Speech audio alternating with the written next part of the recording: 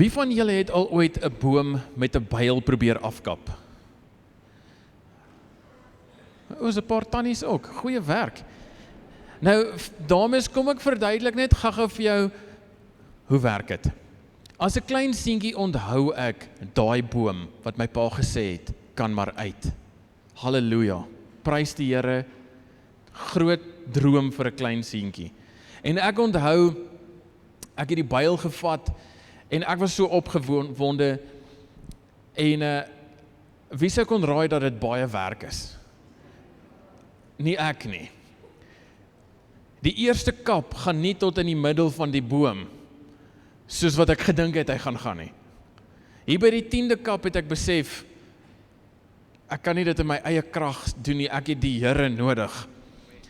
En na so 60 ure se aanhoudende kap het ek besef, dis nie die moeite werd nie, ek kan maar opgee. Alles net om later agter te kom dat my pa was bang ek slaan myself raak met die byl en toe gee hy vir my 'n verskriklike stomp byl. En ek wonder baie keer of dit nie in ons lewens ook so gebeur nie, dat ons lewens nie ook so is nie, dat ons doen moeite en ons kap en ons werk hard en ons sit die effort en die goed in, ons wil groei, ons wil suksesvol wees en ons word net gegroet met die frustrasies van die effort en die resultate kom nie by mekaar uit nie.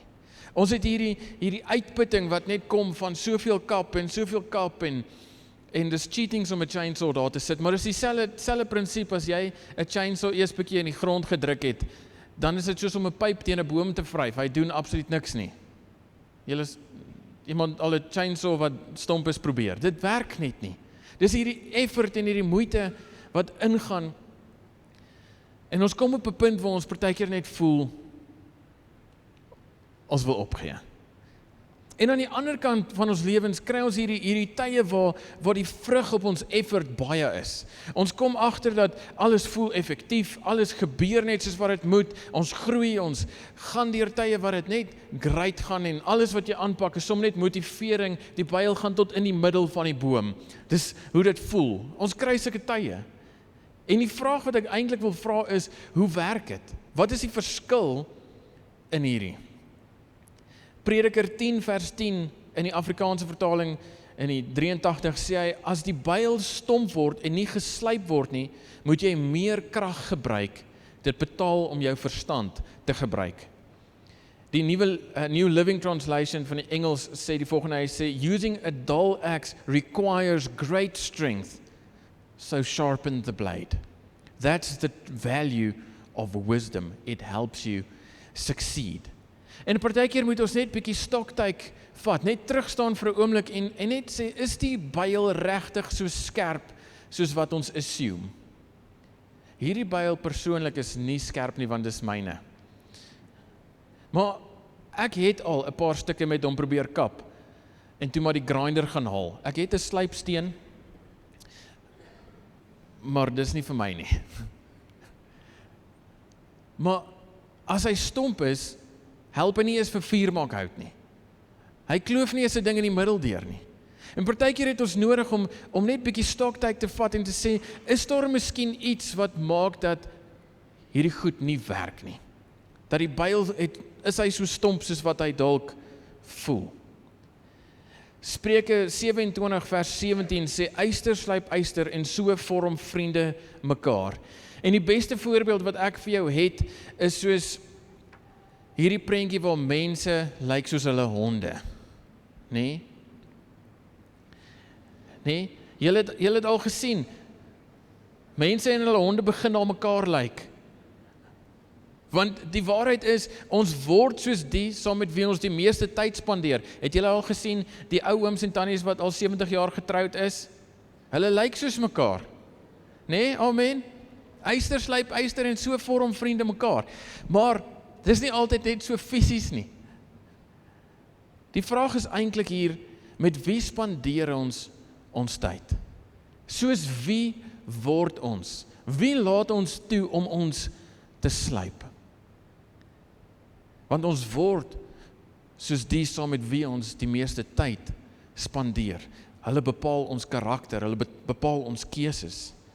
En die dieper vraag is dan eintlik, is Jesus dan regtig die een wat ons toelaat om ons te kom slyp? Spandeer ons die tyd dat Jesus die een is wat ons edge kom skerp maak? Hy is ons naaste vriend, hy is die een waarna ons hart smag. Hy is die een soos wie ons gemaak is om te wees, soos wie ons word, soos wie ons in sy beeld en gelykenis ingroei. Hy is dan die een wat ons moet skerp maak. Romeine 12 vers 2, so bekende vers in die Nuwe Lewende Vertalings translation sê hy, don't copy the behavior and customs of this world, but let God transform you into a new person by changing the way you think. Then you will learn to know God's will for you, which is good and pleasing and perfect. Let op, hy sê, let God. Dis hy wat dit doen. Dis hy wat ons kom slyp, soos wat ons tyd saam met hom spandeer. Soos wat ons die moeite doen om naby aan hom te wees, is hy die een wat ons kom vorm. Hy is die pottebakker en ons is die klei. Maar hou ons vas aan hoe ons daarvan hou dat dinge moet gebeur, ons idees, ons dinge, hoe ons voel oor staf, of laat ons hom toe om ons te kom verander, ons te transform, ons gedagtes te vernuwe.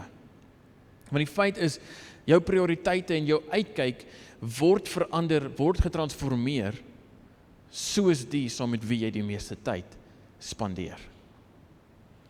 Want yster slyp yster en so vorm vriende mekaar. Ons smeer af aan mekaar. En die Bybel sê vir ons dat daar is 'n manier hoe ons die byl kan skerp hou.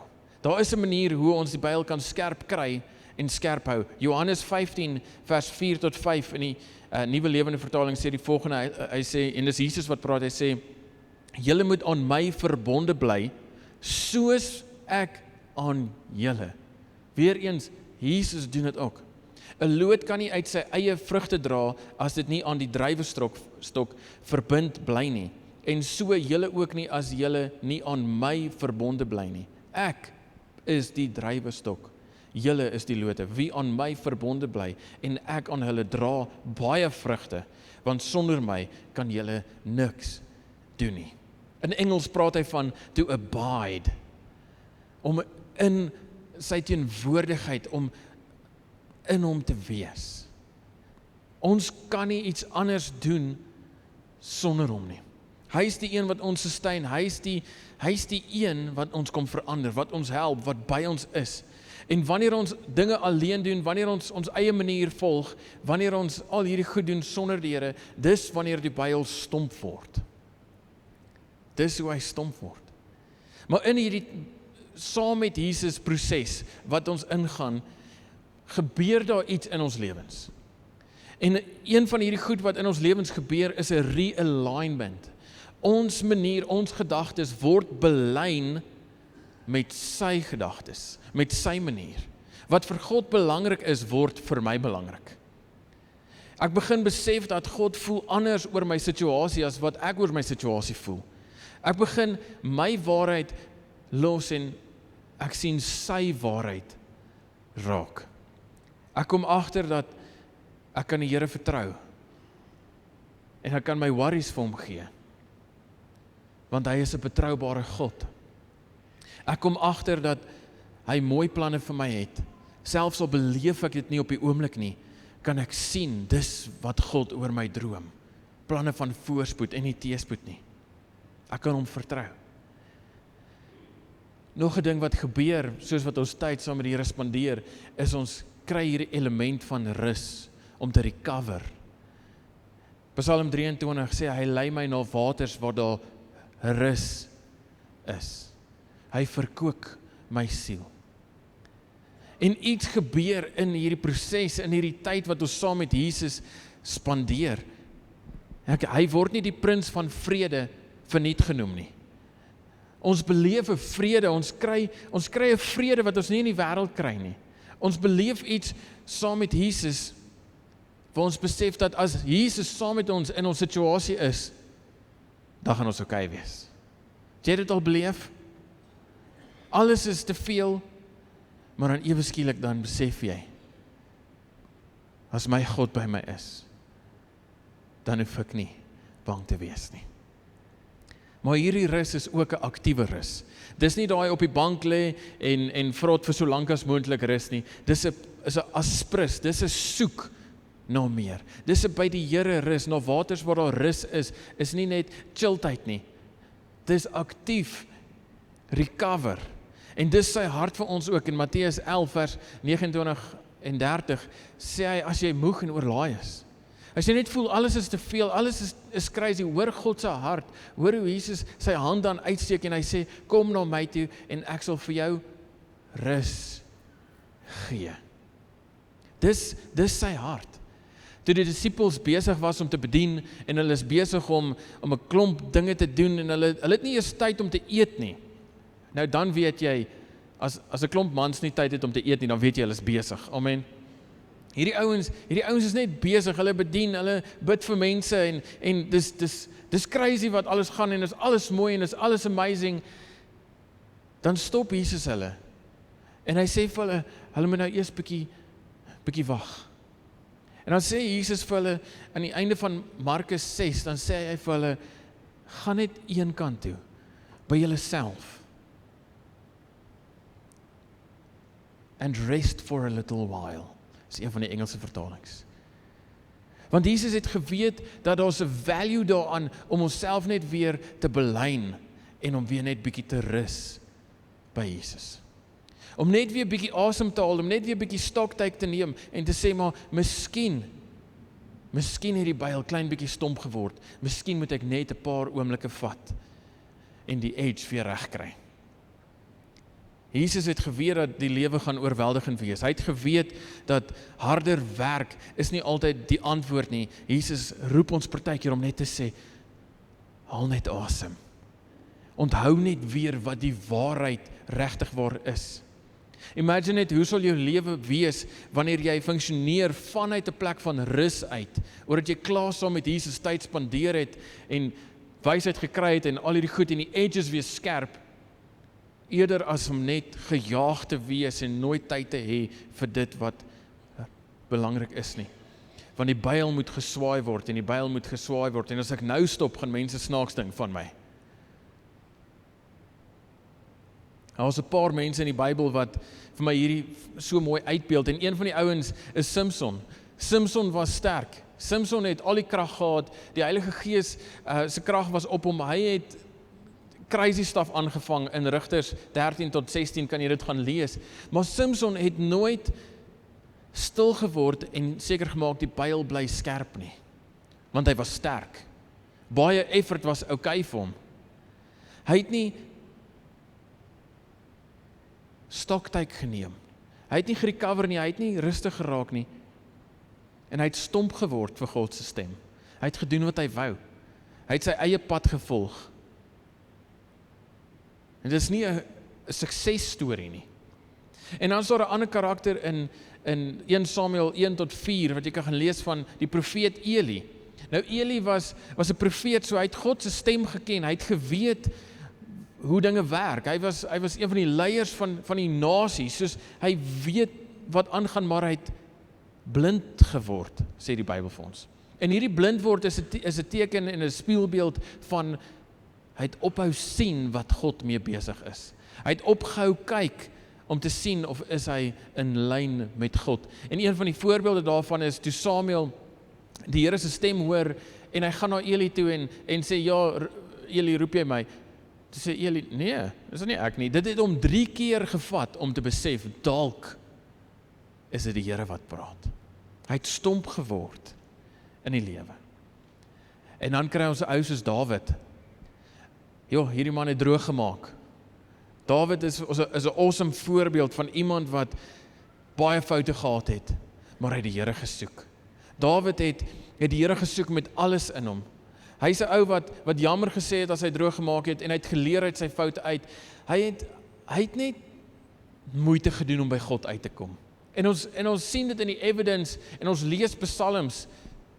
Soveel psalms is wat Dawid geskryf het. Hy het tyd gemaak, hy was reël met die Here. Hy het net sy emosies op papier uitgegooi en hy het toegelaat dat die Here kom verander hoe hy voel.